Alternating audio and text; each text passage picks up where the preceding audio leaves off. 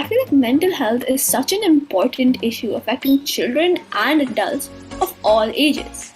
Reasons behind choosing a friend. One would be emotional, other would be rational, intuitive, recognition based, combination.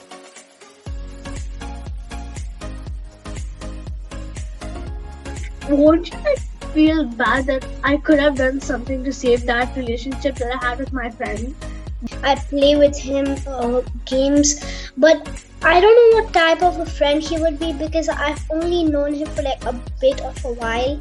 There's this one friend of mine who keeps on saying either you choose her or me. Ma'am, what if you mix those two types of friends? It was mainly on my emotion, but I think it was good that it was on emotion rather than logic. Because if it was logical, I would still be friends with him. Okay, so we both don't like to be like girly, like like to wear makeup and dress up nice and everything like that. This is what happens when it's a bad decision. You are stressed, you are confused, you are counterproductive or unproductive. So choose your friends wisely, be mindful about them, make mistakes. Mistakes are part of life. Learn from your mistakes, make them your stepping stones.